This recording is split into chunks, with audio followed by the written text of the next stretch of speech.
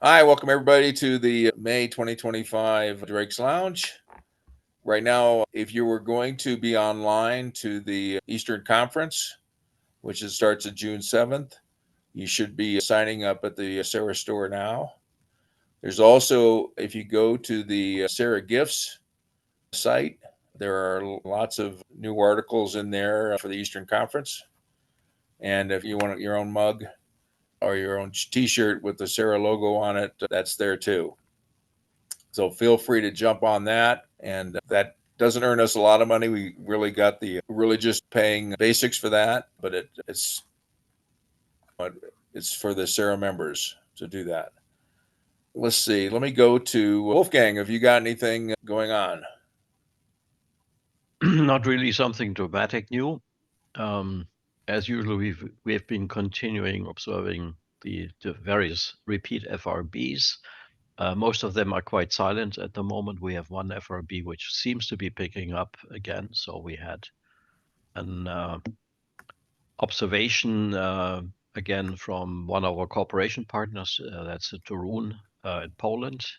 And also we saw a pulse, and we're just keeping to monitor that.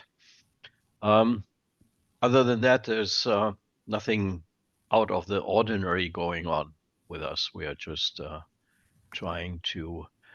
I don't know whether I've mentioned that we are in the preliminary planning of having an updated feed and receiver on our 25-meter dish. That's going to be quite some work, and that's in the very early stages, but nothing to report on that in any detail at the moment. Okay. Any questions for Wolfgang? Okay. Rob Lucas. Oh, hello from Sydney, Australia, where it's nice and cold. I'm assuming everybody can hear me. Yeah, I can hear you. Oh, that's good. Not a lot to report. I think the most important thing is Alex Pettit and I have, finally got my system to work, and I've, done some scans, and Alex has done some analysis for me, and the plots look really, really good, and I'm learning how to do the plots myself. Okay, so we've been, not prepared to do the, show the screen routine right now.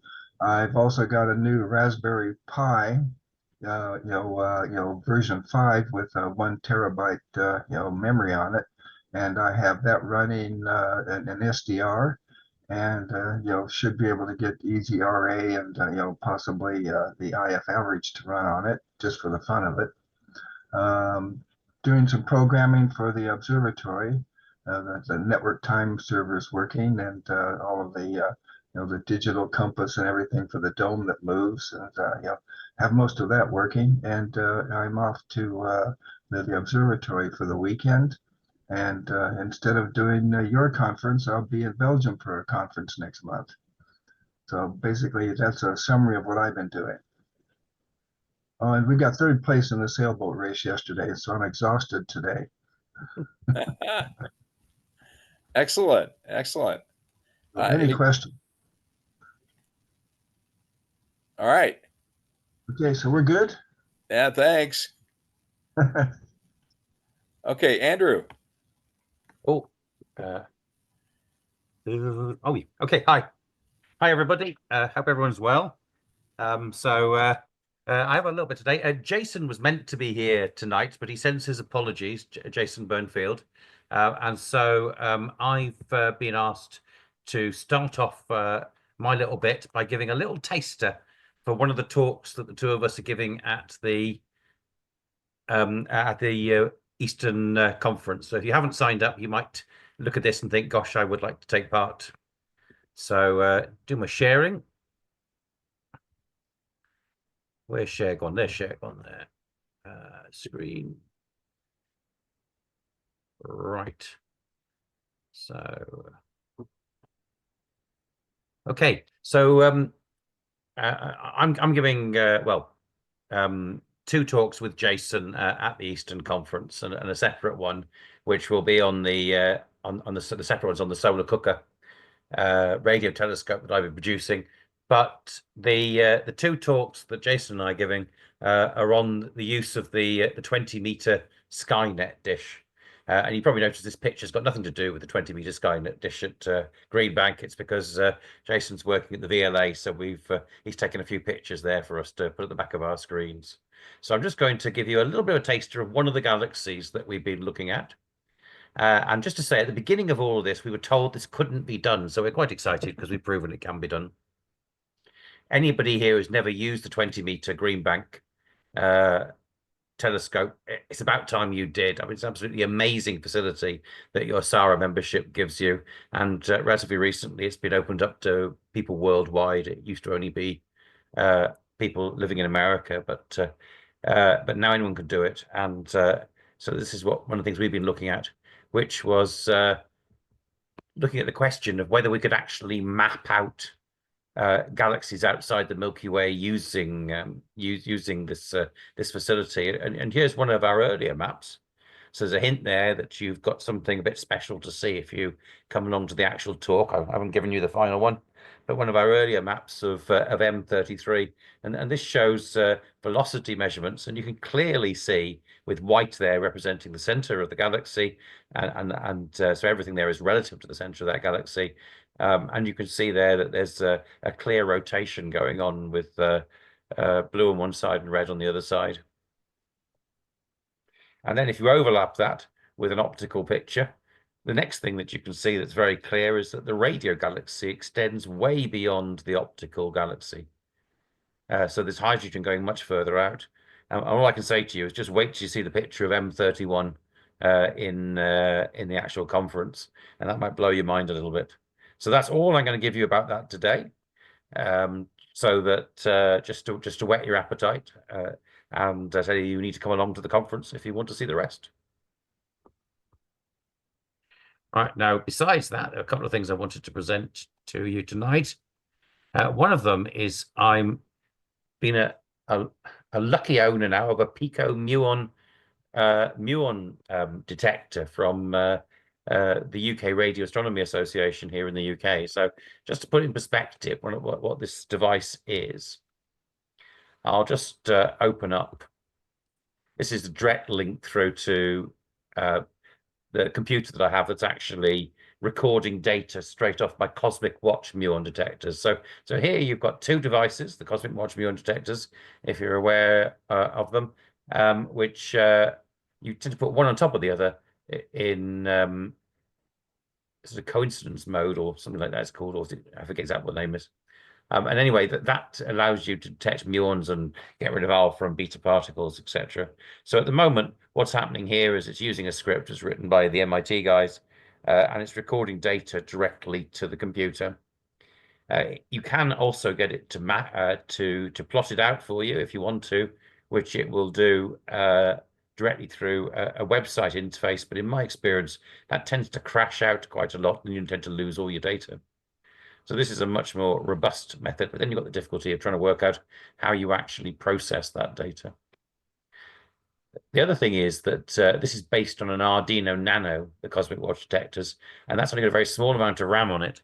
And the consequence is that it can only hold a small amount of software, and it cannot at the same time write data to its inbuilt little SD card reader writer, and also write it to the screen. So you either have to choose whether you're going to have the screen showing up or whether you're going to have it data being written to the card, especially if you want to take one of your detectors with you and do things like go up in an airplane and see whether there's a change in muon rates, etc., at high altitude.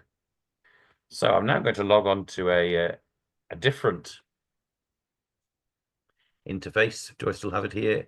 No, it's gone. So I just restart it again.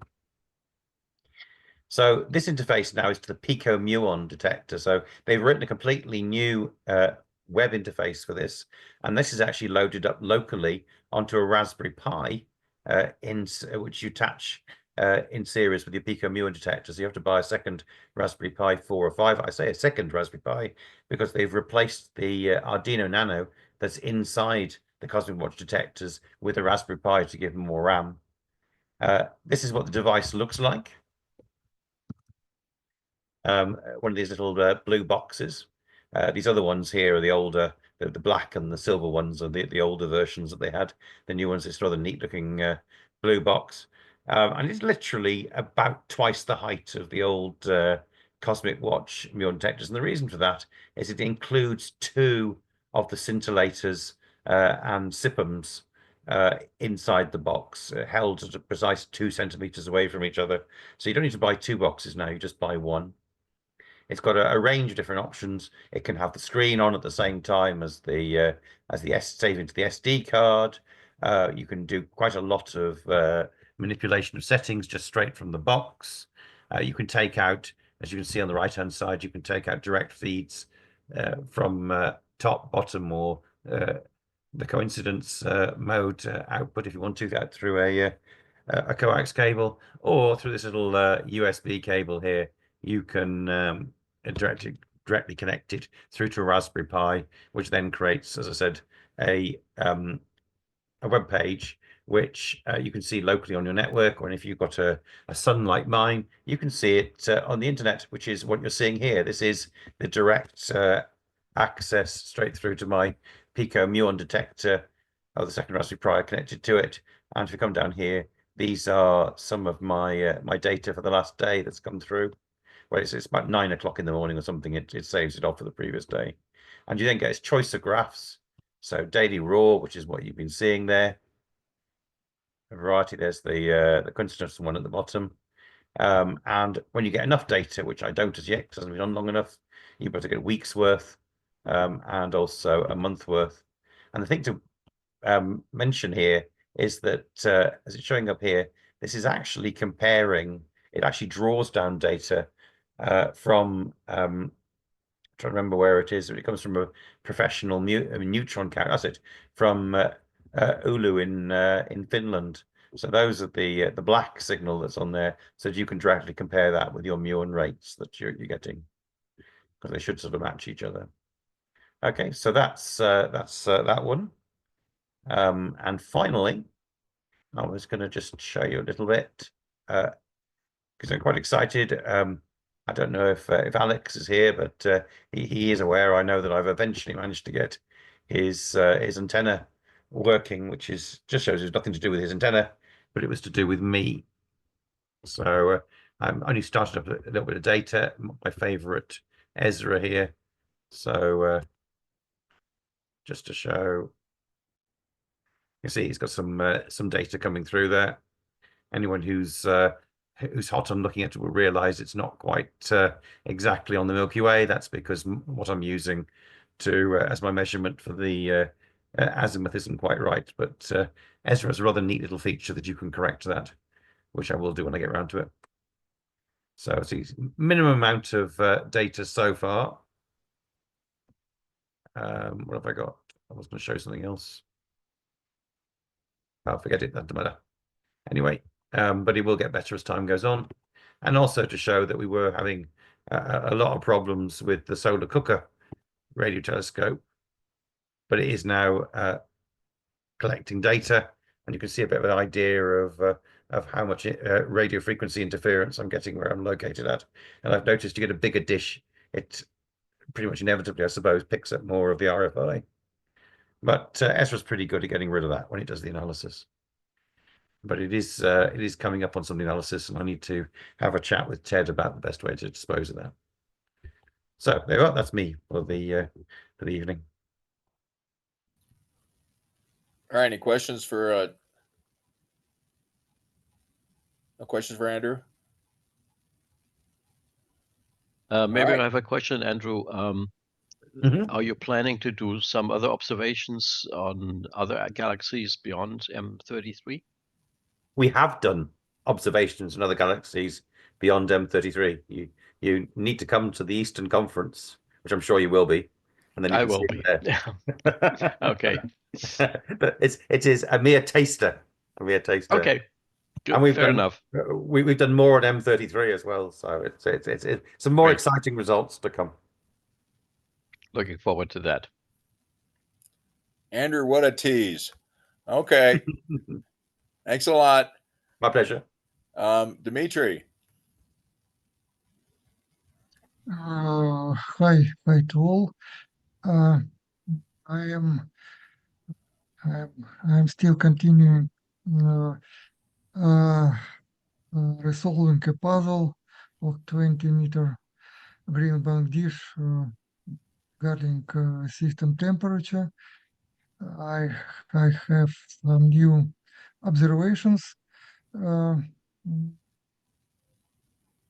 uh, some some experimental observations I made in last week, 2 weeks, and observations of some red supergiants in hydroxyl line with 20-meter dish, but some puzzle with system temperature still intact, and uh, there are some issues with with levels receiving levels. What's about why levels estimations is needed? Because of it's important because of if we want to if we want observations of major variabilities, especially the long-term variabilities, red giants at the end of its evolution, stellar evolutions, drop off their shells, and they are pulsating, and shells of dust and gas, and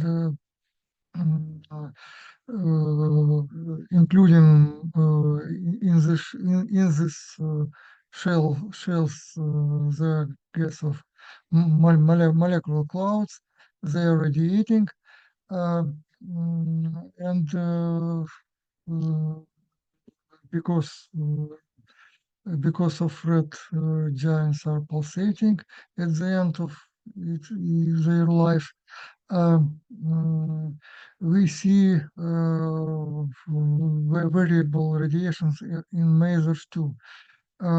Red giants have usually have two lines in the spectra, blue shifted and red shifted. Blue shifted, you can see gas and dust outflow around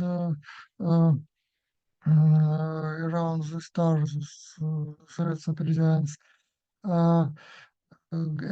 Gas, radiating gas that moved to us, to observer, radiates with blue shifted, radiates with blue shifted lines, and behind the red supergiant, it radiates with red shifted lines, because the molecular clouds moves out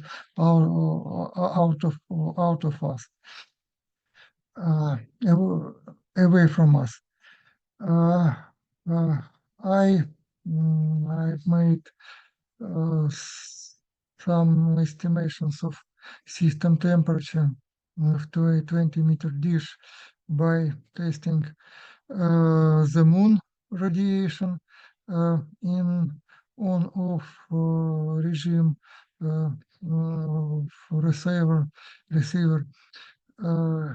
Expected Muon temperature for L band is about 230 kelvins.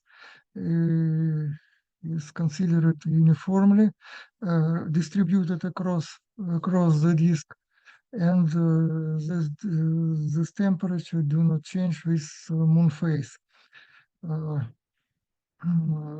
In the day of observations, I marked the Muon size angular Muon size. Mm, dish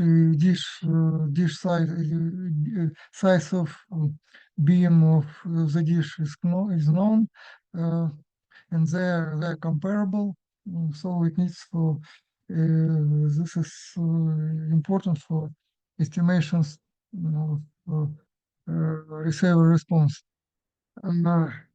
Y factor. I measured Y factor of the Muon, the ratio of power on the Muon and power of the Muon. Here is a fragment of data from the dish. I can see a full list of the data. You can see this is time progress plot of on-off observations. Here is background noise. Here is power of background noise. Here is power of noise when beam is on the Muon. You can see I have power on the Muon is here, power of the Muon is here, and formula for system temperature estimation. This is simplified formula. I wrote it. 1 year ago I wrote this in details about estimations, about system temperature estimations by the Muon radiations, but this formula is overestimates values of system temperature. My obtained result for system temperature is about 44 kelvins for this dish. This is not far from system calculations, about 20-30 kelvins.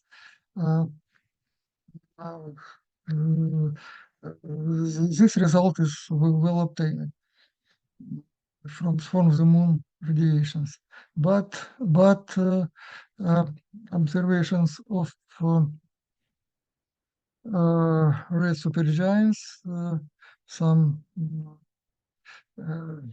is some cold shower about solving this problem of system temperature.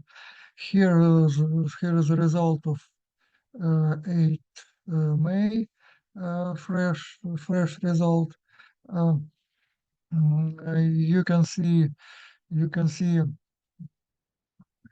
expected blue shifted line, red shifted line, but if this system temperature 44 kelvins is applied, levels of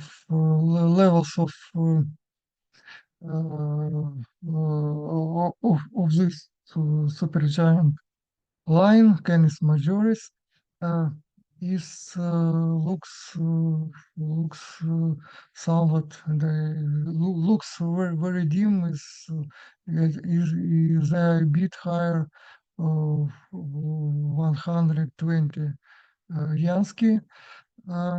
This for two polarizations, the linear polarizations, I don't know how to switch circular polarizations, but I have here the plots for two different linear polarizations. But in both polarizations, levels are not levels are very dim, and this measure looks very dim.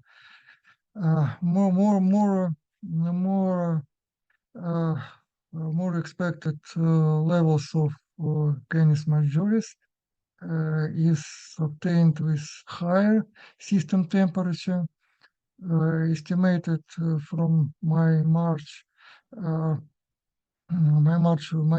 observations, and they are based on calibration data. About 470 kelvins system temperature. It is unexpectedly high.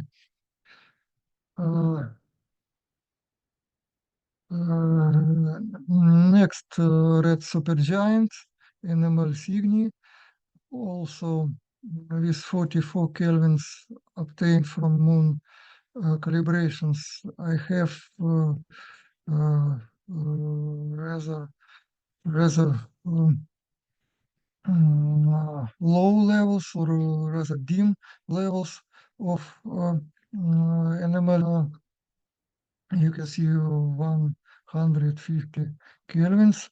It's a little difference with little difference in polarizations, and this measure looks also very dim and more realistic. Levels was obtained with system temperature almost 500 kelvins. This 500 kelvins also obtained from calibration data from March. Now I haven't good calibration data because of data obtained in May are with very high interference in observed bandwidth. So even calibrations parameters that's calculated by the system is even negative. This is nonsense. Next measure hydroxyl 26, OH 26, plots spectra with 44 Muon with 44 kelvins from the Muon calibrations, also lower than expected. With peak do not exceed 120 kelvins, with almost no difference in polarizations. Here I didn't observe this measure in March and haven't calibration data, so I fit it for system temperature more realistic levels with system temperature about 100 kelvins. You can see higher level. This is at least in between previously observed by others levels, minimum and maximum levels. And next is 170 Kelvin. This is well estimated levels of these measures, and calibration data unfortunately are not available. Also very high interference spikes on the spectrum, and you can see on time plot rather high interference. Next is for final. I can tell the telescope data is needed for measure variability observation, especially long-term observation and estimation of measure variability. I still not resolve how Skynet dish determines system temperature. At least for me, it's puzzle. At least for me, the question is next question is how to set circular polarization of the receiver at the dish, and am looking for I am looking for some detailed manual description of how Skynet in Green Bank makes parameter estimations, and some information is highly needed. Interferences is additional issues in observations, despite the location of the dish in Green Bank quiet zone. And maybe there are some special instructions how to avoid these interferences. And many thanks to I didn't expect high dynamic range of L-band receiver in the dish, and the receivers allows despite of very strong interference peaks, I can extract a useful signal of this measure, and I didn't expect that this receiver have good dynamic range. That's all for now. With some questions, I will be glad. I have a few questions, if I may. First of all, Dmitri, what was the integration time that you were using on the spectra that you've shown?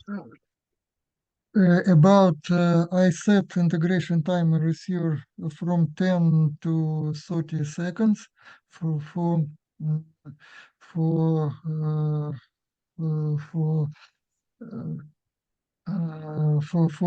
red supergiants, and for Muon also about 10, also order of 10 seconds.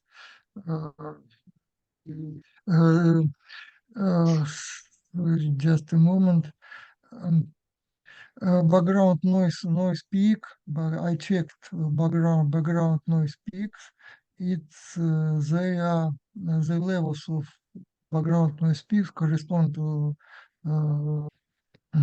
integration times. They are about expected levels for specified SEFD. Okay. As far as the calibration is concerned, first of all, I should mention that we are doing a regular observation. So about every 6 weeks or so, we monitor a number of these circumstellar masers, and because we monitor the long-term evolution of these.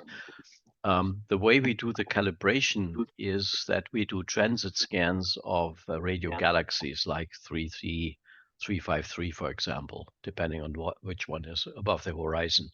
So we just do a transit scan and see how the signal rises as the signal or as the source passes through. There's data available on the flux density of these at 1612 megahertz.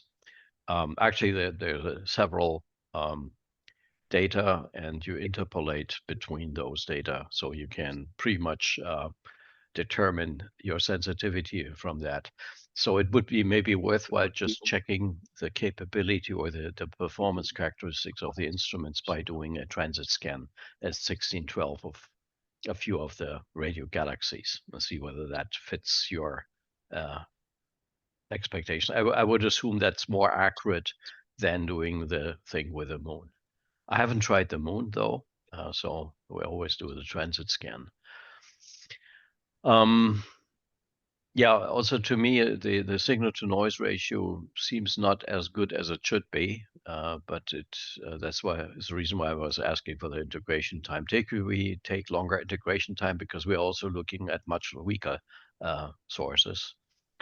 And as far as the RFI is concerned, yes, we do see this as well. It's coming from satellite, low orbit satellites. So the radio quiet zone unfortunately doesn't help you because they pass overhead, and the only way to to work around that is just wait a bit until they have passed. So that's our experience. Yeah, that's I guess are the suggestions and comments that I have.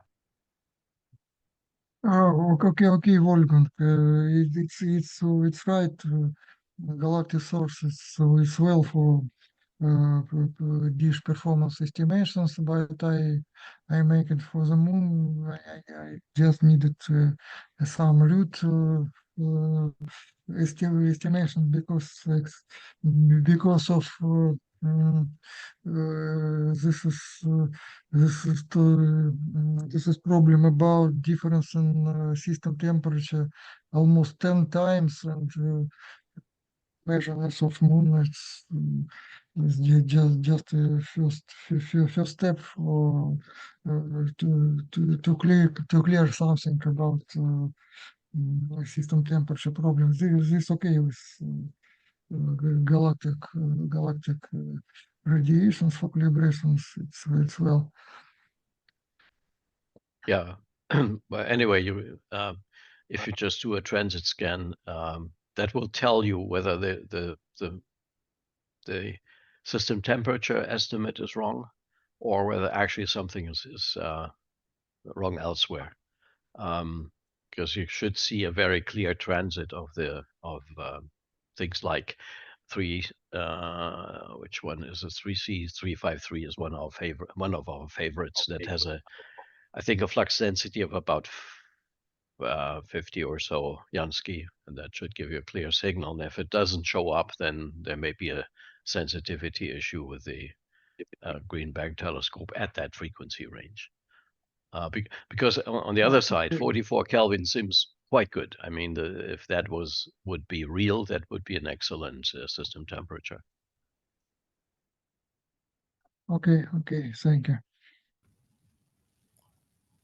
Okay, any other questions for Dmitri? I have a sort of a point.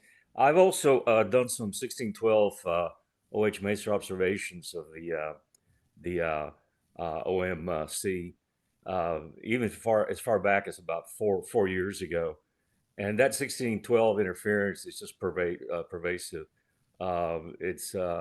It was there a long time ago, and as Wolfgang mentioned, that is a satellite constellation that uses that band, so it's practically unavoidable. And so, what you suggested in terms of perhaps waiting for satellites to pass, that's not really feasible on the 20 meter, because you basically put your observation on a queue, and you don't have really control as to when that occurs. It's just whenever the observatory has that observational point in sight, and along with the other ones that are on the queue. So you have no control as to when that occurs. Oh, okay. And then the final thing, Dmitri, I really don't believe that the 20 meter is possible to do circular polarization observations. They're strictly the two orthogonal receivers that are on the feed, and I don't believe they have any means of acquiring a circular polarization, as far as I know. So just wanted to maybe address those 2 points. But yeah, that 1612 band for OH is really messed up with those satellites. They just really provide a huge interference. You can sort of see the signal you're looking for. I did a raster scan of the Orion molecular cloud, and I was able to discern the Orion molecular cloud, and just all kinds of artifactual hotspots on borders of the raster scan, and so that from the 1612. 1665 works very well. I'm not sure on these giant red giant stars if 1665 is an emission that they have. 1665 is fine on the 20 meter. You get very clean reception at 1665. But yeah, the 1612 megahertz band is just a mess to try to do any observations there. But anyway, that's just my experience. I just thought I'd throw that in. Yeah, the 1665 for circumstellar masers, they are very weak. So the predominant transition is on 1612, whereas in star-forming regions, it's just the other way around. There you typically would have the main emission at 1665. Okay, thanks. All right, let's go on. Thanks, Dmitri. Let's go on to Edward. Thank you. Hello, hello. Can you hear me? Yep. Great. Yeah, I have a couple small things to share. So, let's select the right presentation. So yeah, let's put this in presentation mode. Go to the first slide, of course. Okay, so yeah, I have a couple small things to share on the 22 gigahertz setup, some things that I've been working on, experimenting with. So first up, so I was thinking of a way to reduce the spillover noise. So yeah, of course, spillover is one of your most important contributions to the system temperature in most amateur systems. So it's essentially like your antenna is not just illuminating the dish surface, but it's also illuminating like a little bit beyond the rim of the dish. So it's also picking up some ground noise. So you can avoid this by making a different antenna with a narrower beam pattern, but that also means that you're illuminating less of your dish surface. So it's a bit of a trade-off. And also at these frequencies, it's not super easy to make a good antenna. So yeah, I decided instead of going through all the trouble and making a different antenna, well, let's try something much simpler that has been thrown around or suggested multiple times in the EZRA group, and that's just to put a rim of reflective material around the dish. So I use some of this isolation material that I just had sitting around and a bunch of aluminium tape. And I made these panels that I taped around the side of the dish. And then I did some cold sky to ground noise experiments before and after installing this reflective rim. So before installing the screen, I got around 3.15 dBs of cold sky to ground noise. And after that, I got around 3.7 to 3.8 dBs. So there is a noticeable increase. So if I calculate the system temperature from these cold sky to ground noise measurements, so this is assuming cold sky temperature of around 40 Kelvin and a ground temperature of around 300 kelvins. So you should take these numbers with a little bit of a grain of salt, but before it was around 244 kelvins, and now after installing the screens, I'm at 180 to 190 kelvins. So this is quite a significant reduction of system temperature by around 50 to 60 kelvins. So I was quite happy with this result. I haven't done too many observations since then, so I can't really tell you how much it actually translates in improved signal to noise ratio, but we'll see. Yeah, so to conclude, yeah, we do indeed see a significant reduction in system temperature, but there's also a few drawbacks that I noticed. So first of all, because essentially you're increasing the surface of the dish, you got a lot more wind load. And secondly, so you have to be a bit careful with pointing this at the sun because it's just so reflective. Actually, so if you go to the previous slides, you can see that the aluminium foil's screen is not really following the curvature of the dish very much. It doesn't have to, because it's just to block out the ground noise. But it's still enough to concentrate some sunlight in the focal point and making it hotter than it would be otherwise. So there's just some things to keep in mind when you're doing this. So what I could do is that I somehow find a way to paint this, or otherwise maybe like install a very fine mesh screen. So I did some experiments, reflectivity experiments with some aluminium, fine aluminium mesh with 2 millimeter mesh size, which worked quite okay at these frequencies. It was fairly reflective. Maybe one could also use the Faraday fabric that Jason Burnfield used for his dish, if that's fine enough mesh size. But I don't have any here, and it's I don't have an easy source for that, so I can't tell about that. So the other thing that I was working on last week was the detection of this particular water maser source NGC 7538. So this is a water maser in a star-forming region that I have not earlier that I haven't detected before. Here's a screenshot from MaserDB. So you see a lot of data and numbers, but what is important? Can you see my mouse? Yes, we can.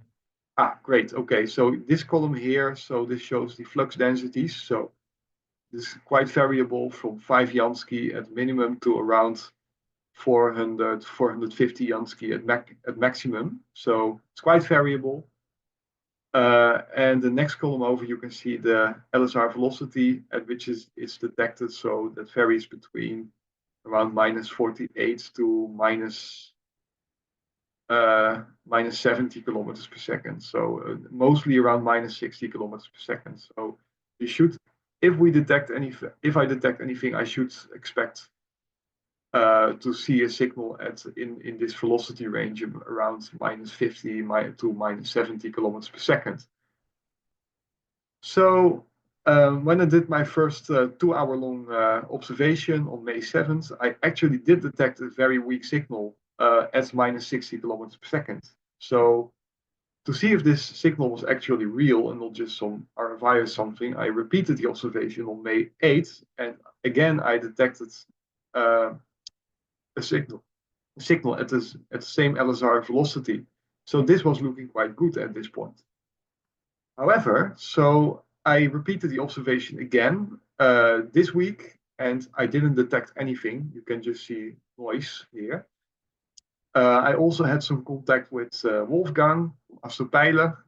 He also did an observation of this maser on May 13 with their 10-meter dish, and they didn't detect anything at -60 kilometers per second, just some obvious RFI at around 0 kilometers per second. One caveat though is that the beam of the 10-meter dish at the 22 gigahertz is extremely narrow, so they have pointing it's quite a challenge. So if there's a slight pointing error, that could also explain the lack of a detection from the Astropeiler's side. So yeah, to summarize this, I have made this little table of criteria that can be used to assess whether a very weak signal that you're seeing, for example, this NGC 7538 signal is actually from the maser you're pointing at or just some RFI. So first of all, is there actually any signal detected with an SNR of at least around 5? So if there is no signal that clearly stands above the noise, or there is a signal but it's a signal to noise ratio below 5, I would consider like there's a chance that we're just looking at random noise. Next up is the signal that we detect actually within the range that we expect based on the published data on the same source from MaserDB? Well, it's -60 kilometers per second, so that's right in the middle of the range that we expect. So next you can ask, okay, is the detection repeatable? So I did 3 observations, 2 of them yielded a result, and the next one of them a week later, nothing was detected. So it doesn't seem very repeatable. Is the observation repeatable by a different observer with a different setup? That's also a very nice check. And as we saw from the Astropeiler result, it wasn't. And finally, maybe this is one of the most important criteria when dealing with masers. So also for the hydrogen line, this is also the case. So if we observe the same source at different times during the year, so a few weeks or months apart, do we detect the same signal at the same LSR corrected velocity? So if it's indeed like a source outside of the solar system, then of course you will see a Doppler shift due to the Earth's orbit around the Sun, and you're correct for that in the LSR correction. So it should stay at the same LSR corrected velocity. If it's just some terrestrial interference, it will likely just occur like at the same frequency. So when you do the LSR correction, it seems to drift around. So, well, of course, in this case, like I didn't detect it last time this week. So again, this is a no. So this is just like an example to show, like with a detection that at first looked promising, and then it turned out to be just like probably just RFI, just how I go about actually verifying whether I've actually detected a signal or not. So that's all I wanted to show for today. So are there any questions? Edward, very good result with system temperature of small dish. My congratulations for you. Thanks. I have a quick question on your receiver. I believe you're using, is that a NorSat that you're using with the so it's not PLL, it's not the PLL NorSat, is it? No. That would have been way out of my budget. So yeah, most everybody's. it's a 9000 LDF. So it's one of these units with the DRO. So it wanders quite a bit in frequency.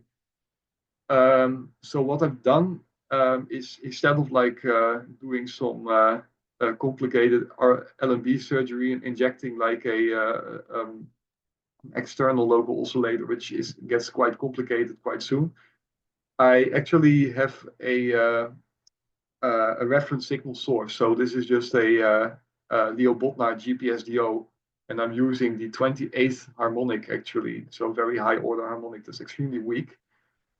But it's just strong enough at close range that I can actually detect it and use it to correct for the frequency drifting after recording the data. I see. That was my question. So that was my question. How you corrected for the DRO frequency deviations? But yeah, that makes sense. I think that's what a number of people, I guess that's what they use, rather than have to afford the much higher cost PLL one. But that was my initial question. So you answered that. Thank you. Any other questions for Edward? All right, excellent work. Thank you. Alex. Good afternoon. I don't really have anything to show. I do have, I'll see if I can do this, is show you some of Rob Lucas's data.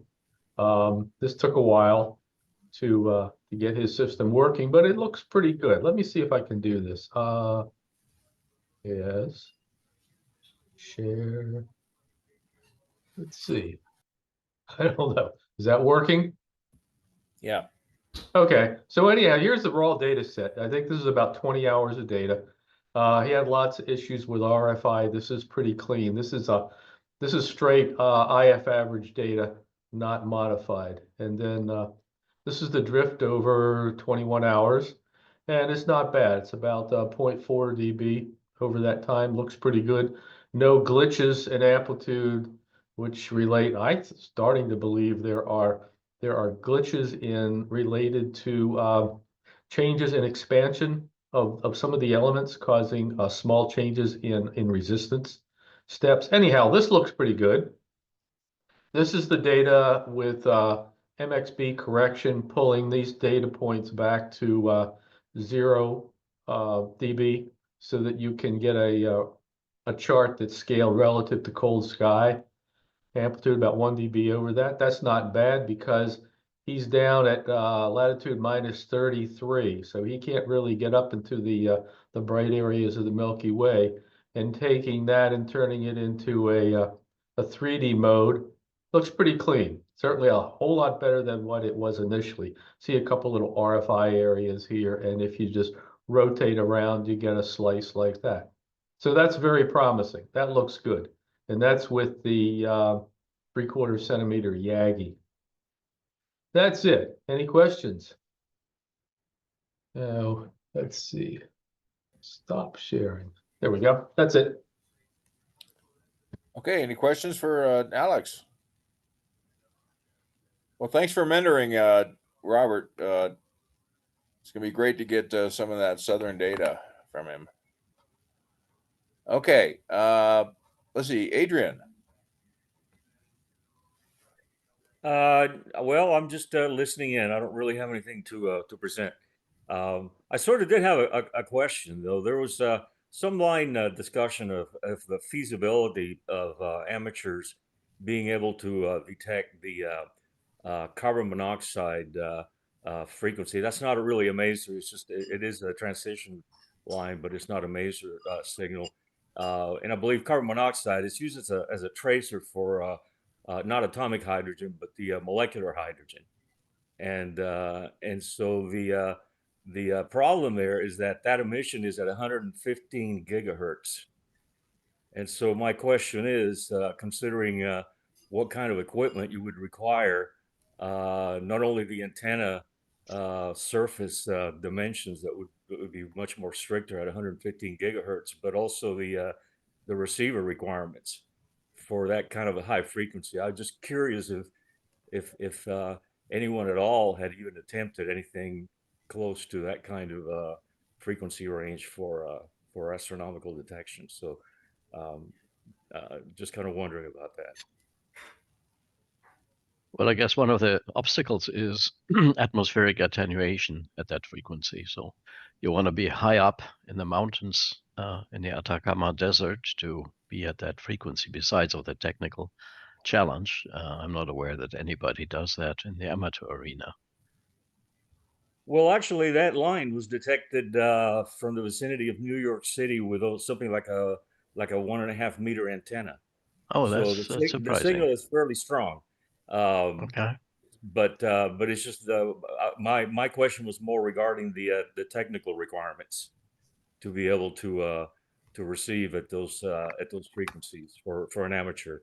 I kind of briefly looked up I believe some of that equipment used cryogenic LNAs, and I just kind of briefly looked up one, the sort of a more moderate cost LNA that's cryogenically cooled.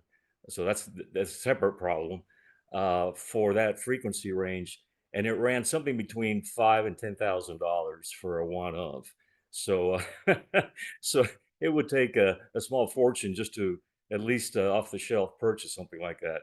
But anyway, there was this I believe it was a friend of Andrew's out there in England that had a online question about that, and I just it kind of sparked an interest in me. But just curious if that's even feasible for an amateur to be able to arrive at that kind of a frequency range for receptions. But anyway, I just thought I'd bring it up in case anyone had ever heard of or had attempted anything along those lines, and curious as to what kind of accessibility for equipment might be possible for those kind of astronomical frequency observations. But that's it. That's all the discussion I had for today. Okay, thanks. Oh, wait. Just little, a few words. Here is you can see receiver for 43, 44 gigahertz for silicon oxide masers. Technically, LNA noise figure about 1.8 1.7, 1.8 decibels LNA noise figure. For antenna, by my calculations, great supergiants like Canis majoris can be seen in silicon oxide by 1 meter dish with about 1-2 hour of integrations. With bigger dish, it will be better. That's all. That's still pretty impressive.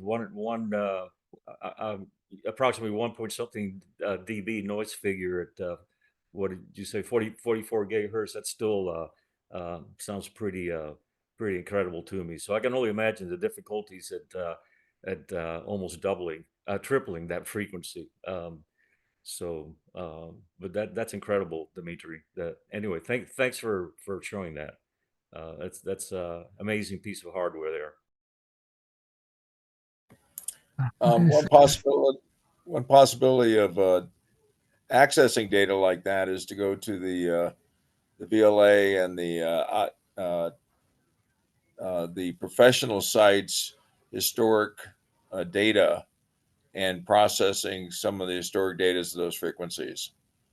I've done some of that, and the frequencies vary. You just have to choose them. And but the data is there that you might be able to process and look at some of the stuff you're after. Okay, Ted Klein. I keep stumbling along working on EZRA, the EZRA software. Currently, I'm trying to get other hardware than the RTL SDR receivers. Let's try AirSpy or maybe SDR Play. So I'm making some progress on that. Nothing to show. That's about it for me. Okay, thanks. Don Latham. Nothing here. Okay, thanks.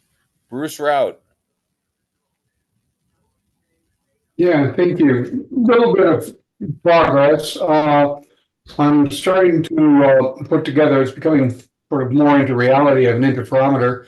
A friend of mine has a farm with a quarter section on it, so I have a half-mile separation on an east-west line. I've got a couple of fairly good feed horns from the Horn of Plenty feed horns, which I'm going to be putting on a sort of a Dobsonian mount. Right now I'm looking at putting up a shack in between them, so I'm getting the hut so I can toss in all the computers and equipment and stuff like that. I'm going to be using a Beowulf cluster, so I've already built the cluster, and I'll be putting an array processor in it and so on. Right now what I'm playing with in the office is getting into the software, cutting my own code for it's an old USB USRP1 type of analog to digital converter. And but there's almost no software. There is stuff from British Astronomical Association, the BAA seminar that works on it just fine. But I'm going down and cutting the code directly from getting the data stream and playing with the data stream and how to interface them and stuff like that. So it's quite the learning experience, and I'm just going slowly but surely, but I am making some progress to be able to get the thing to work. I got a couple of daughter boards in that I think are the last 2 daughter boards in existence for this particular device. It's extremely old. It's a revision 2.2 daughter board. And that's about it. I'm just continuing to play with it, and I'm journaling stuff and building up the software that I need. I can get like random noise that I have in my office, so I can receive that and be able to store it and so forth, so that I can then analyze it later and so forth when I get the actual construction to happen. Yeah, and that's about it. I'm using SMA coax cable. which I have used before. It works very well. And I'm hoping to be able to use it for things like galactic rotation profiles, stellar rotation, binary stars. Also going to look at Cygnus X1, see if there's any hydrogen around Cygnus X1, and so forth. Just usual things with observations I can do. I should have a resolution of about 1 minute of arc, just slightly above 1 minute of arc, 1.1 minute of arcs, which I think will be fun to play with and stuff like that. If I can get useful data out of it. So anyway, that's what I'm working on, so that things are in a way progressing. Thank you. Oh, great. Any questions for Bruce? All right, we'd love to see your data when you get it. Good job. Thank you. Johnny Cox. Sorry, I don't have anything to add. I'm just listening. Thank you. All right, thanks for coming. Paul. So can you hear me, Rich? Yep, loud and clear. Okay, so at the last RTOP meeting, I presented an overview of the raster research that I've been doing using just like one little 1 meter dish connected to a computer controlled telescope mount. And what I wanted to do, if I can present this, is to get help interpreting the data. Let me first see whether you can see this thing or not. I'm going to try to share it. Let's see. Entire screen. Let's try this. Is it letting me share? Is it doing anything or no? Hold on a second. One more try. Okay.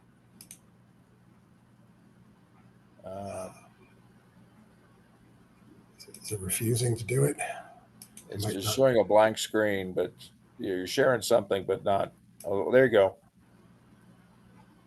Can you see the big yes. purple diagram there? Yep.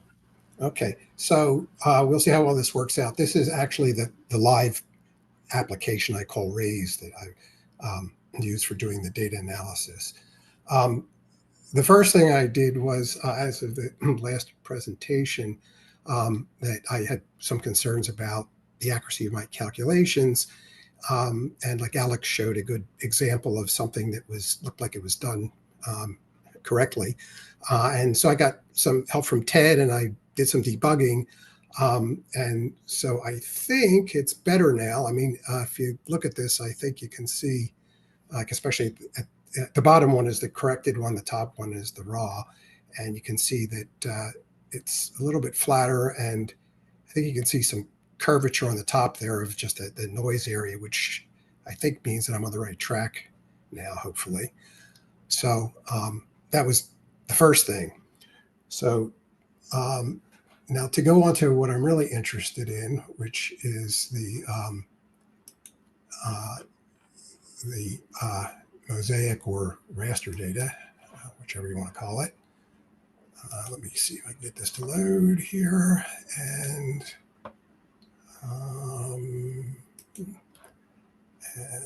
let's see here. Okay, scale it up. And let's see, we can display the axes on here. And let's see, display the integration areas.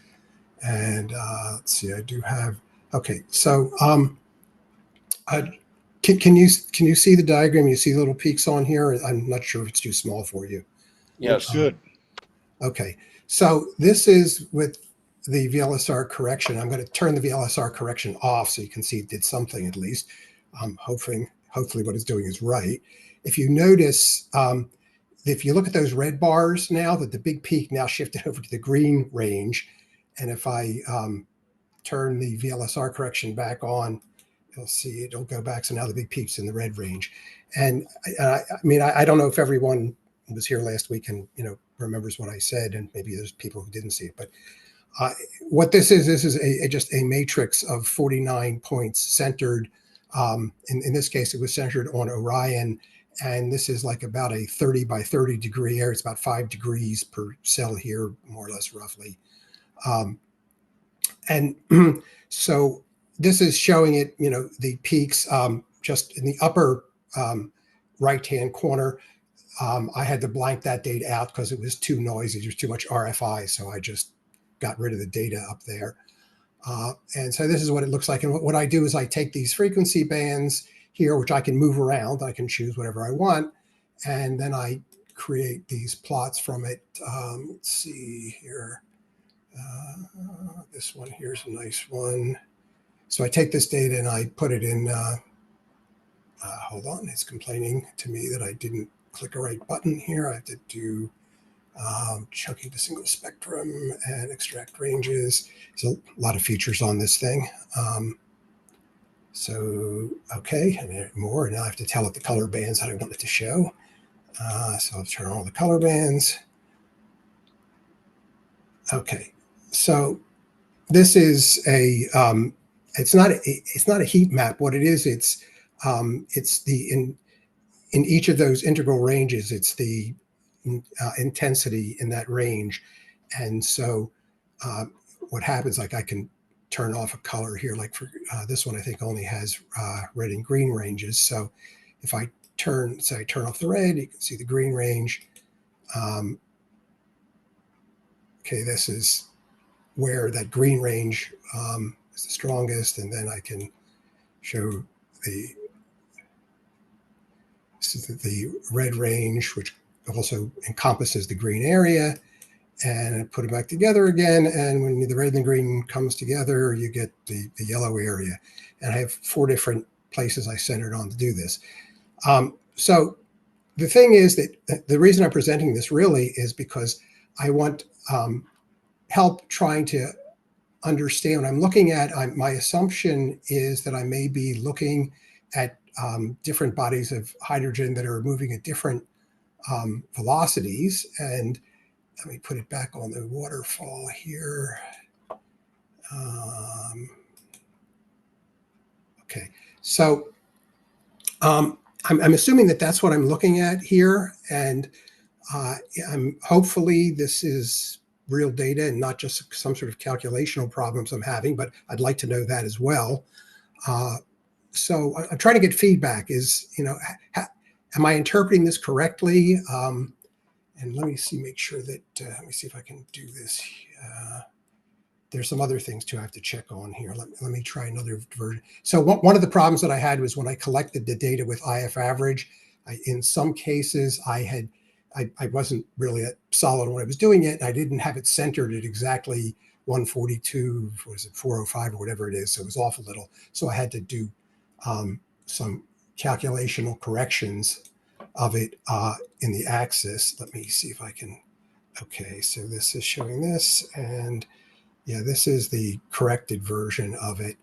And actually, I can turn off the VLSR corrected, and you can watch it shift again. So I'm looking at these peaks, and they have structure to them. What this is a slice through that 2-dimensional data. I could just shift what slice it is. This is a vertical slice through that matrix that you saw before. And this is showing the data waterfall type of a fashion. So you can, and it's enlarged so you can see it better. So, I want to get criticisms and feedback, what looks right or wrong with this data, and am I interpreting it correctly? So I'd like to throw it out there and get some comments if I could. Little explanation on this graph you're showing now. Do I see 49 samples going across there, or is this in time? This is in time. So this is just. So that's one of your 49. No, actually, this is it's a little bit ugly. The way it works is I can view the data as time series, or I can bin it into sections. In this case, what I did is I just take a slice and I take the time series data where I had like about 9 samples per. In fact, actually, this is not a good. What I have to do is I have this thing I call chunking. So if I take off the chunking, let me see what we get out of it here. Yeah, so this is not chunking. So yeah, these are the samples, which are, I think there's like 7 sets of about 8 measures each or something like that, just shown in the time series that I collected them, which was, I was doing a raster scan. So, and this is just one vertical line through the raster scan. I cut out the other, and I can move it to another vertical line in the raster scan. But yeah, so this is, if I show you the big diagram, you could see where it is, you know, in terms of a RA layout. But I'm looking at the shapes of these things now, and you know, am I interpreting this correctly? Does this mean when I'm seeing a complex shape like this, that, you know, like for example, I have the biggest peak is showing there in the green band. Actually, let me see, re-enable the VLSR correction. It'll band it better. So we're between the red lines, I have the big peak, and then in the green lines, I have that side lobe there, and so I'm trying to understand, are those different? Is that pieces of hydrogen out there that are moving at different speeds? Is that what that means? I think their software is fascinating. And congratulations on such good work and such capability. I think that's neat. Sure enough, you're seeing different spectra, and it's always not on the. It's showing movement of that hydrogen out there in space to the left and the right, higher and lower frequencies in this case, not quite velocities, which is fine. And then you're defining what's a red area and what's a green area. I just changed it to velocity. And adding them up. And I think what you're doing is great. I see this is velocity now. You saw it in the overall color map, and you're making great progress. So Ted, this is now, I actually clicked the button to change it to velocity. So now you can look at the axis and it's velocity. So maybe you can tell me if I've got some kind of other calculational error. Is this velocity not make sense for VLSR corrected velocity pointing at Orion area? All right, well, that's cool. Yet another button. But what I'm puzzled by in this case, frequency and velocity are kind of inversions of each other. And so the graph should flip left and right. And yet when you click the button, it looks the same shape. So I'm puzzled by the calculations there between frequency and velocity. Yeah, that's probably a sign thing. I know you told me that you kind of struggled with getting that right. I may not have it right yet. That might be why it's not flipping, but you just have to kind of look at it, realize that the sign of the velocity could be wrong. I'm not sure I have this right yet. It all sounds very familiar. Yeah, I had to go through all this problem too. Exciting. But yeah, okay. So the scale on the bottom changed, that's all. And then you'll work on the sign here in time. I think you're going down the right path. Anybody else? Yeah, Paul, if you want to compare your spectra with what it should look like, there's a website where you can look at certain positions in the sky and see the spectra, what it should look like. I can see whether I can quickly put that link in the chat in a moment. Yeah, I mean, if you wouldn't mind, if anybody has comments like this, if you could put it in that, you know, our group thing, these things, if it's not asking too much, that sounds very interesting. I would love to look at that data. And I was wondering if anyone has covered this area with, you know, the Green Bank telescope at this frequency range and has some better data. And maybe it's, you know, this is only like maybe, I don't know, 5-degree resolution, whatever it is. So maybe it's way far off from what raster data you might have on there. Now you're going to have to define your target. We see Orion way in the top right in the field. What's the target we're looking at? So I'm centered on, it's centered in the middle of Orion, basically. Whether or not it has anything to do with Orion, I have no idea, but it's centered on there. So it, like, for example, there's an Orion Nebula. Is that what we're speaking of? Yes. So, you know, if we go to, if you look at you know, that map that you have, Ted, that has, you know, where we plot those scan data, and there was a spot there where you had Orion marked. You didn't mark. Somebody marked it and annotated that diagram. So I basically, when I did the calculations, it was centered right in the middle of that area that was marked on that diagram. You know which diagram I mean? That the that's Oh, I 24 understand. hours. Yeah, it's the background plot for my Easy Sky 200. But, right. I got it too. I don't know what it is. Yeah. So I and the don't way think that I've ever really seen bumps in my simple plots of hydrogen there. So now we're looking at a much finer detail with the work that you're doing.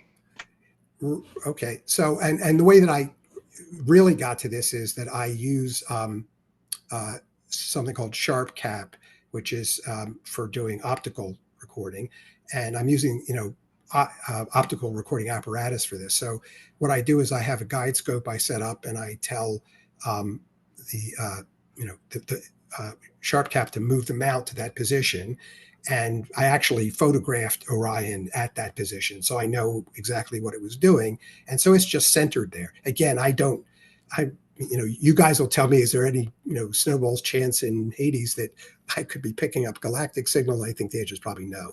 But this is, I guess, the hydrogen that happens to just be there. Yeah, I think it would probably be the nebula, the Orion Nebula. And you've got what I would estimate just, sort of a double peak there. And it may be that you're seeing, as this nebula is either moving away or towards us, there's a central velocity and it looks like stuff rotating around it. But that would be just a very sort of preliminary guess of what you might be looking at. But could I, what are the chances of me picking this up with a 1 meter dish? That's why I'm hesitant to say it has anything to do with extragalactic signals. Unless, of course, in Green Bank, you got something that looked exactly like this. I think that your biggest shot would probably be the Orion Nebula, would be the most noisy thing in that area. I don't know. What do you think, Ted? But what you're looking at, if you're looking the direction of Orion, what you're seeing is the hydrogen spectrum from in that direction. You're not seeing the Orion Nebula itself, because that's a broadband emitter. Yeah, that's what I was saying. I kind of doubted that it was really Orion Nebula per se, but no, it's not, definitely not Orion Nebula per se, because Orion Nebula per se, it's a broadband emitter. It doesn't give you any spectrum. Just one more comment. I had a quick look at the spectrum in the Orion direction. That looks somewhat different than what you're showing. So are you sure about your pointing where you're looking at? And by the way, what kind of antenna are you using? It's just the 1 meter mesh. That's just the off-the-shelf no electric mesh. Yeah, so you would expect to have something like 15 degrees in that neighborhood of beam width, I would assume. Yeah, that's generally it. This is just kind of like, I guess getting the peak of it there. So it's if I go back to the other view of this diagram, I can show you. Let's see.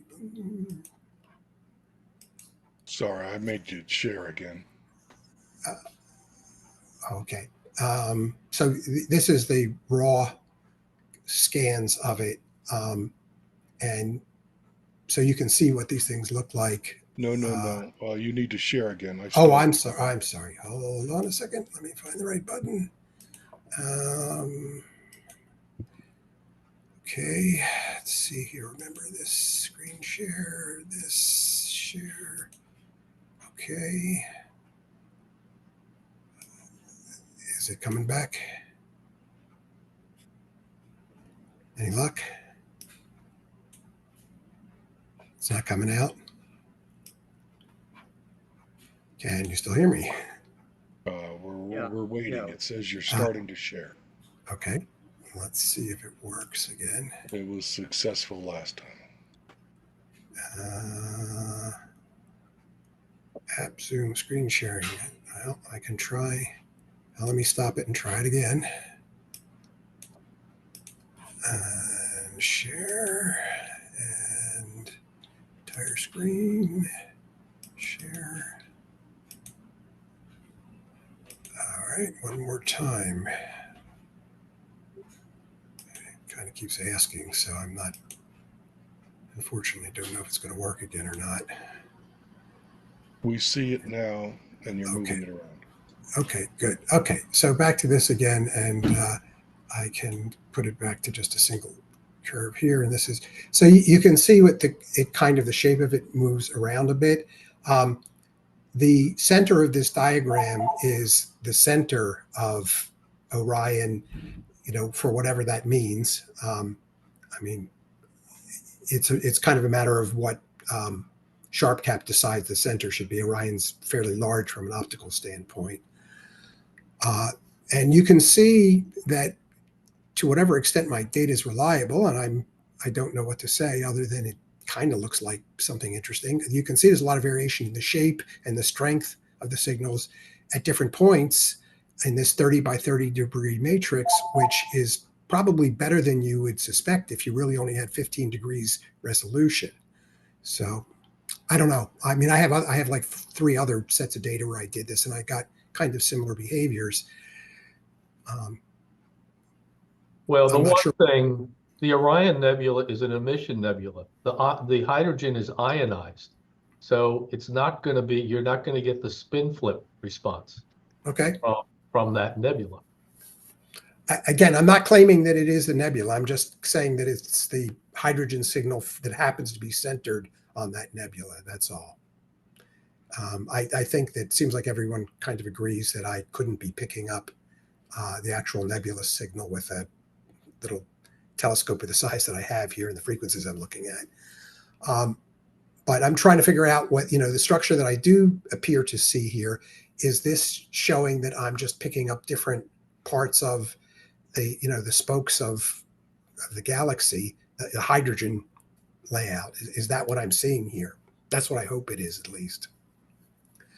And like I say, it's interesting that the shape of the curve varies, and I would like to look at that website. I will do that and see if I can match it up to anything I have here.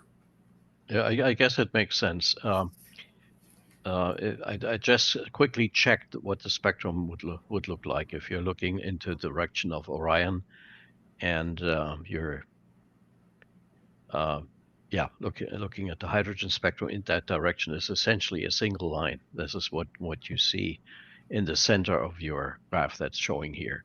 And as you move to the galactic plane, so you move away down to the galactic plane, then you see this double structure, which if you go to the right from your center, that's Yes. where the double is developing. That's sort of in line with what is expected. So. Oh, well, That's terrific. That's what I wanted to hear. Okay, thank you. That's what I was interested in knowing. Okay, I have like 3 other sets of data from other points I was pointing at, but I don't want to take up too much time. But anyway, thanks for your help. That's a good start for me. Okay, so I guess you can. Okay, great work. Could I ask you a question? Sure. Do you have a capability of maybe shifting out of the hydrogen line 1420, and then because again there's some fairly I'm not sure that a 1 meter dish would be sufficient, but it would be nice if you could try looking at one of the hydroxyl masers.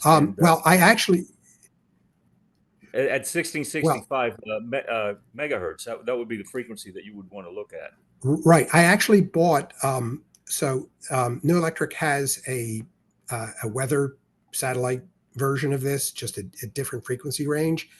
I actually bought one of those as well, and I tried doing this. And I'll have to try it again. I think I had something wrong with my LNA, but when it was working, the problem I had was that I was getting these very relatively strong signals, which I think were from the satellites.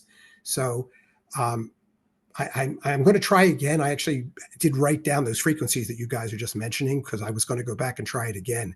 But yes, I had every intention of trying to do exactly what you're saying, and I will attempt it once more.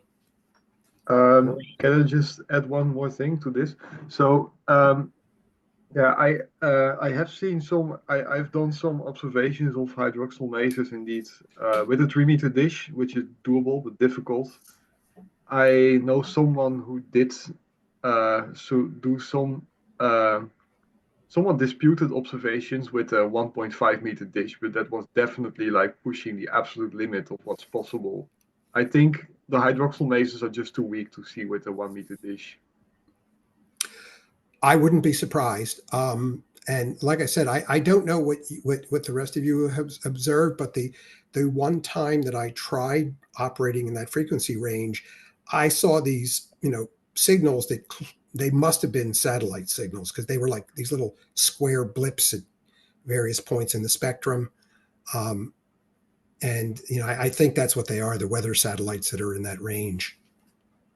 So I don't know how I guess with better equipment you can focus them out, but they were causing me a lot of interference the first time I tried it. Yeah. My hydroxyl observations were a couple of years ago, so maybe the interference wasn't that bad at that time. But yeah, anyway, if you're gonna try it, you will need like several hours of integration time at least. Like these things are quite weak. So the problem is, and I see you struggling with that I have a lot of RFI for, which I can't identify where all of it is. I think that maybe a lot of it's Elon Musk's. I'm not sure, but the averaging doesn't do any good, because the noise signals wind up going up too. So I don't know. I'll try it again, but it is tough because of being in the urban environment here and all the satellite noise up there now. I would support Edward. We did wage masers at 1.6 gigahertz range with a 3 meter dish, but below that we've tried also with our 1.2 meter dish, and it wasn't working. So it's with a 1 meter order of magnitude dish, it would require a lot of work and very long integration times, and being lucky with the RFI. So I don't think it is really doable to do that. Yeah, one of the things I'm going to try to do, I don't know if it's going to work or not, but if the RFI is from satellites, I have this this program that's Sky, I forget what it's called, Sky Map or something. It's for satellite tracking, and I was going to try in the future to see if I could get data from some sources like that, or from the Stellarium, so that I might be able to at least know when I'm getting noise from them. I don't know if anybody's tried doing that yet or not, but that was a thought. Anyway, I turn it back to you, Rich. Excellent, Paul. Thanks. Good. Keep plugging. We're glad to hear more of it. Okay. All right. We got 10 minutes, so I'm going to go through quickly. Let me know if you got anything major to talk about. Chet Mitchell. Yeah. I've spent the winter working on reading and writing some software. Ted and I have both been working on trying to get the EZRA software to use AirSpy. And Ted had told me that he wanted to race me. It looks like I'm ahead of him now, because I have actually made some progress with that. I've been working to create a version of the EasyCall program that uses the AirSpy. And my criteria was I wanted to find a way to do it with a minimal amount of installation and without using any of the GNU Radio or Osmocom libraries. And I came up with something that I think is going to work. I found some Python files on GitHub that enabled me to get into the API of the libAirSpy library. And I've got a test program right now I'm able to configure the AirSpy and take some initial data. And I'm also able to turn the bias T on and off. So I'm doing all of that with just the electronics laying next to me on the table. I haven't tried any of this hooked up to a telescope yet, but at least I'm driving the AirSpy okay. And I'm working, I have a copy of Easy Call where I'm trying to rip out the RTL SDR code and just put in AirSpy code. And I'll probably be ready to try that in another week, maybe, and see if it'll at least load for me. I'm having to learn a lot about the lower level parts of the data acquisition, and that's held me up a little bit. You can do a surprising amount of development on software without understanding it hardly at all, but there are limits, and I'm kind of running into that right now with the data acquisition and understanding some of the issues there. So that's kind of what I've been working on that. And then I've also done a small project working on some of Glenn Langston's software. He has a back end that he wrote for the Dispira people that hasn't been maintained. And I've taken that library and upgraded the programs from Python 2 to Python 3 and fixed a few little things. I'll be going to the conference in June, and I'm hoping that I'll be able to see Glenn at Green Bank and show this and see what he wants me to do with it. And Ted, I will send you an email tomorrow with a copy of my test program and explain what I'm doing, so you can see if that helps. Magnificent. Congratulations. I'm hoping you're winning. Okay. Yes. I look forward to being in touch with you. Just a quick question: which AirSpy are you working with? I'm using the AirSpy R2, and so I don't know if this would work with the many or any of the other flavors of it.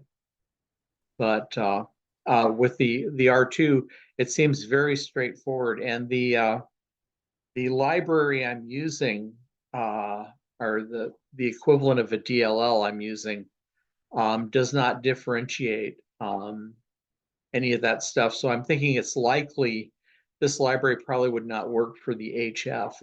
It would probably work for the many, but we'll see. You think it would work for the dual? Yeah, I think there's a good chance it would do that. I'm not sure it would work with the HF. That's fine. I have a dual, which is what I'm interested in. Yeah. Okay. And the if this keeps working, the installation process is really very minimal. You should already, if you're running Linux, you've already got the thing in place, and it just involves adding one Python file to the to the EZRA install, and that one file gives you an access to the API for your other programs. Unfortunately, I'm just Win, so that's kind of the problem. Yeah, it may work under Windows. I want to try to get it work under Linux first, but so far on that side of it, with my my R2, things have gone much better than I had expected them to. So we'll see how that works out. Chet, that's great. This is AirSpy. Is there any option for your process to work with other manufacturers like SDR Play? No, I haven't looked at any of that so far yet. But anyway, I'm thinking we can probably get at least some of the AirSpys working. So. All right. Terrific. Excellent work. Keep going. And yep, I will. Okay. We only got 4 minutes, so let's do Bob. Yeah, I'm making a little bit of progress. I've turned some of my paper stuff into a physical model that lets me move things around on this Muon detector to be able to aim it. And I also hope to be able to put antennas on this later and maybe expand it a little bit. Focused right now on the magnetic pickup over here. I'm using the Analog Devices, fairly new part that will detect the angular position to within 1/10 of a degree. So making some progress, and I'll try to present it more formally later on when we have more time. Sorry, Bob, I'll be really interested to see what you get with that, because I asked the folks from the UK Radio Astronomy Association, who built the Cosmic Watch detectors over here, and I said, "Oh, does it matter which direction?" And clearly, it matters to some extent because it's not so much the muons, the secondary particles from the muons are well, actually, the muons themselves are secondary particles, aren't they? That's right, from the cosmic rays. So we are detecting those, but and if you point your detectors in a different direction, then you'll effectively reduce the angle of or the field of view that you've got for looking straight up. But their argument was that it didn't help you in any way to detect where the original cosmic ray came from, which seemed a real shame. But I'd be interested to see whether you find something different or not. Well, I'm going to be interested too. So I'm looking forward to that, solving that riddle or to understand it. But one thing about your data, if you go back and look at it, you can see that there is sort of a peak, or that it sort of follows the sun as it goes across the sky relative to you and maybe it's my imagination, but I think I can see that happening in your data. Are you talking about the data I showed today? Yes. Oh, do you?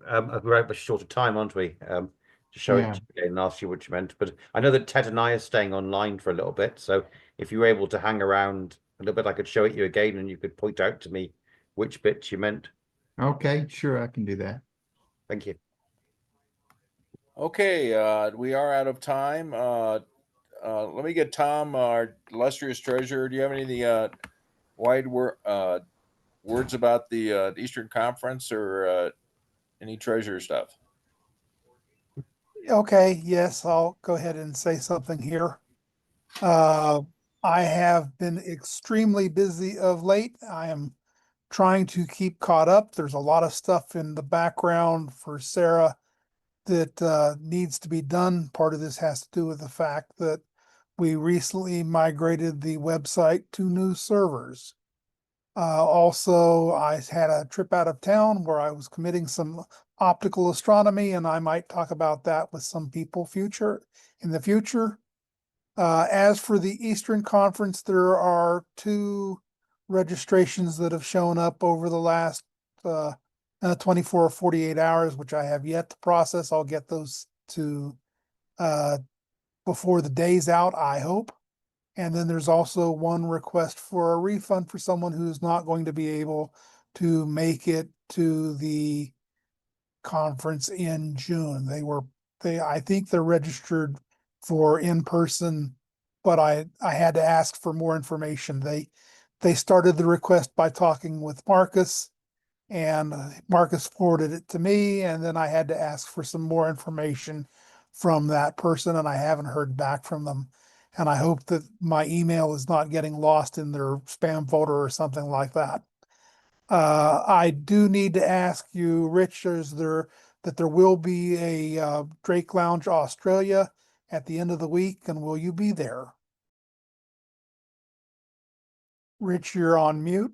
You're on mute, Rich. Okay, let's try that again. Yes, the 4th Friday of every month is Drake's Lounge Australia. It happens to be 5 Fridays this month, so this Friday is Drake's Lounge Australia. I will be sending out a notice, and hope everybody shows up. Yeah, my question is, I was hoping that you were going to be there.